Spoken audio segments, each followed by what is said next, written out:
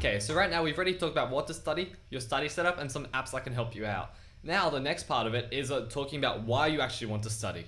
Trust me, this might sound weird at first, but when you're feeling down about study and you actually think about your motivation behind it, it's really going to uplift you to keep going.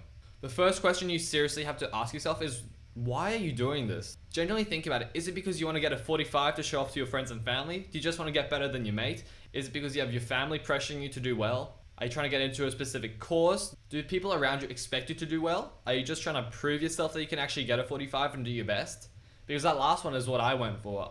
I realized I only have one shot at this. I'm never going to get this opportunity again, and I know that there's so many paths into uni that it really doesn't matter what my score is in the end, but I know that if I try my best and if I really give 45 my best go, I'll feel pretty happy afterwards regardless of my score. So that's really what drove me to it. It's to prove to myself that I can actually get there. So having this motivation behind me really kept me going during these low times and thinking about, okay, I just want to do it to prove to myself that I can do it. Nobody else, doesn't really matter what I get in the end. Just to show that, okay, I've done my absolute best, let's see what I can do. Because really, it doesn't matter what others think. Like if they expect you to get a 40 or someone expects you to get a 28, it doesn't really matter because they've got different goals. Like who cares what they're getting, because maybe they're going for an elite athlete program, or maybe they're a musician that's going for a scholarship program, or maybe they just want to get into trades and don't really mind what they're getting.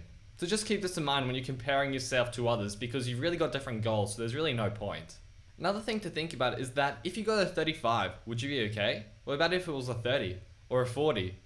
We all have different goals and expectations of ourselves, so what I found is that you want to get over the number. Like it really doesn't matter what the number is. Yes, it might be useful for uni and for a scholarship, but it's all about you. Like your well-being is the top priority. Who cares what uni you get into? There are so many different paths into every single career and expertise that you want to focus on just doing your best, regardless of what that number is. So for me, I was like, well, I've only got one chance. Go big or go home, hence my goal of getting the 45. But for you, it's something you seriously have to think about deeply, because it's the only thing that's going to motivate you during times of stress and anxiety, and sometimes when you have works piling on your shoulders, because that will happen eventually. Or if you're halfway through exams and suddenly lose motivation, you have to have your motivation that keeps you on track towards getting your goal. Because if you feel overwhelmed with the amount of work that you have, but you don't have a sense of purpose to keep you driving throughout the IB, then you'll really end up in a completely different place than if you have a goal to work towards for the end. So once you've figured out what your goal is and what you're trying to actually do during this IB, what the purpose of you actually working hard is, because there's no point working hard if it's really not what you want to do. Maybe there's something else that's on your mind. Do you want to do an internship instead of studying 12 hours a day? You really need to put this all in perspective. But regardless of what your goals are, you need to keep yourself accountable.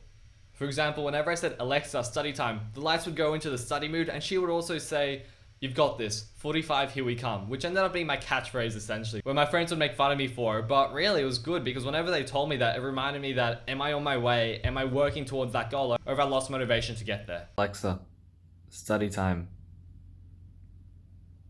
You've got this. 45, here we come. You can make your desktop, make your phone screensaver, put it everywhere up in your room, put a poster on it, tell your friends. Doesn't really matter what you do, as long as you have a visual representation of the goal written down. Studies have shown that if you write down your goal, doesn't matter what the goal is, you're way more likely to achieve it. So just write it down, but you have to have conviction behind you. You don't just want to write down 45 and not really care about what you get. You have to write down your actual goal, your actual driving reason behind working hard in the IB. I can assure you that nobody's going to 45 without having the goal of getting a 45. You're not going to aim for a 40 and then suddenly get a 43. I wish that would happen, but it's very rare and it's super unlikely, especially as you get to the higher grade boundaries. To put it this way, if you have a goal and it doesn't scare you and it doesn't intimidate you, then it's not high enough. Because if you put down 35, yeah, and you could get it easily, then it's not really a challenge. You could do it without even studying, so your motivation is going to be at all-time lows. Instead, you want to put a goal that is outside of your comfort zone, but it's still attainable. Once you've got this goal, hopefully it should be so much easier to get you motivating, keep you going throughout the IB, even when you got loads of work on your shoulders.